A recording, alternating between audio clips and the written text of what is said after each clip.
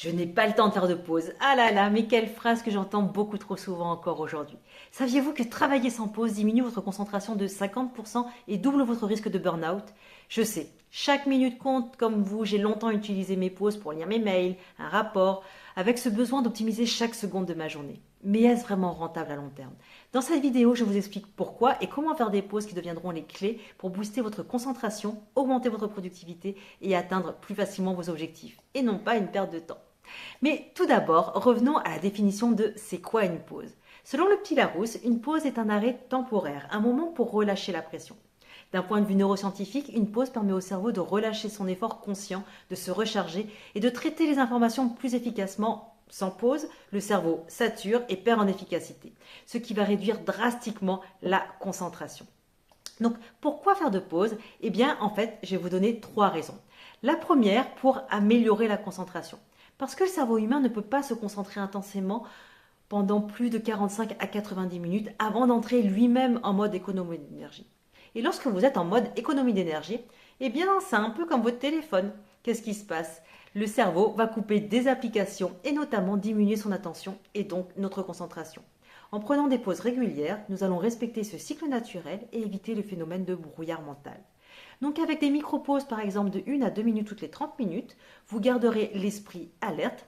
Et d'ailleurs, des études montrent que ces pauses augmentent la concentration de 40% comparé à une longue séance de travail sans interruption. Deuxième raison pour pouvoir faire des pauses, c'est améliorer votre productivité. En alternant travail intense et récupération, vous allez éviter la saturation de la charge cognitive et donc la fatigue mentale. Vous maintenez une cadence élevée sans perdre d'efficacité. Vous allez pouvoir accomplir plus, plus vite. Et enfin, la troisième raison, atteindre vos objectifs. Réaliser des pauses conscientes va permettre de prendre du recul et de mieux se recentrer sur ses priorités. En suivant ce rythme, il est plus facile de rester concentré sur ce qui compte vraiment et de réajuster les efforts si nécessaire.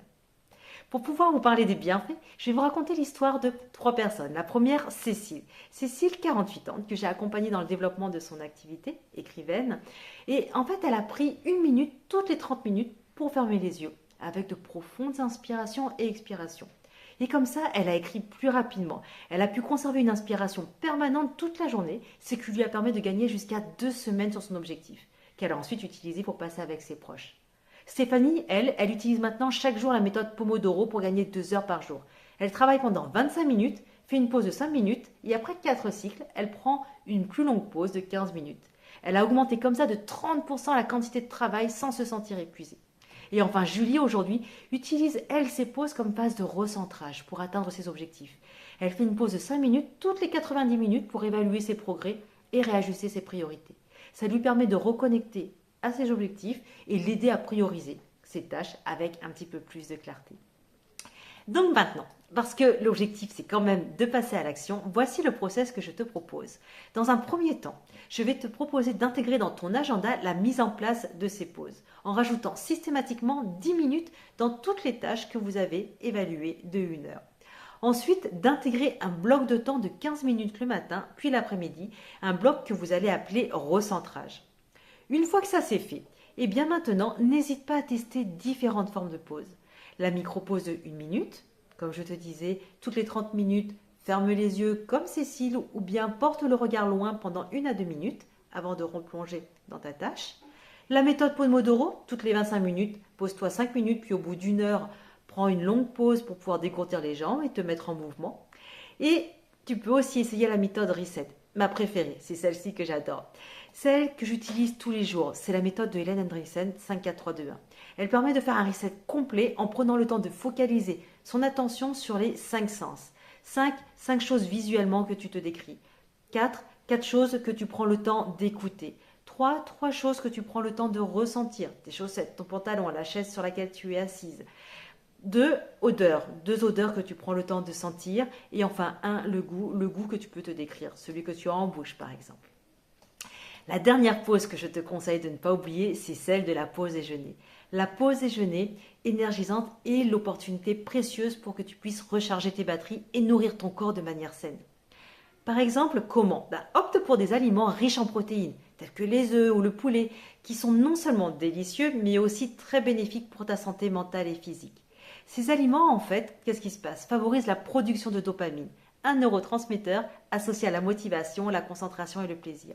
Donc en consommant des aliments riches en protéines pendant ta pause déjeuner, tu vas pouvoir te sentir plus alerte, plus concentré pour l'après-midi à venir. Et de plus, prendre le temps de savourer un repas sain peut également contribuer à réduire le stress, à améliorer ton bien-être général. Donc n'oublie pas de t'accorder également un moment de détente pendant cette pause déjeuner, que ce soit en pratiquant la méditation ou en faisant une courte promenade, en discutant avec des collègues. En combinant une alimentation équilibrée avec des moments de relaxation, tu vas optimiser cette pause déjeuner pour une énergie que tu vas pouvoir conserver tout au long de la journée. Bon, petit disclaimer sur les pauses, parce que je devais quand même en parler. Les activités distrayantes.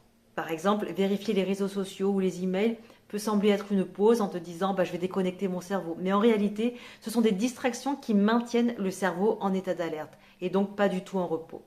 Ce sont ce que j'appelle des activités parasites. Et les pauses ne doivent pas être confondues avec des distractions comme vérifier ses emails ou faire du multitâche, ce qui ne permet vraiment pas de reposer le cerveau et qui n'aura donc aucun bénéfice sur sa régénération. Allez, je vous donne encore un petit bonus que j'utilise, profitez de votre réveil. Juste après votre réveil, pendant 60 à 90 minutes, votre cerveau a rechargé ses batteries. Il a ses meilleurs neurones, il a ses meilleures molécules et il est en pleine forme. Ne gaspillez pas votre cerveau pendant cette première heure à regarder votre téléphone. Ça vous permettra de le garder en alerte tout le reste de la journée. Alors que si le début de la journée, vous commencez déjà à le bombarder d'informations, eh bien, il ne pourra pas être optimisé et potentialisé pour toute votre concentration dont vous aurez besoin tout au long de la journée.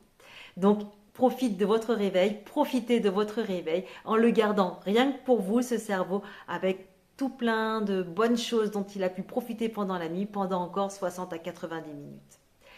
Et puis, deuxième bonus, réalisez chaque jour votre temps météo. C'est quoi?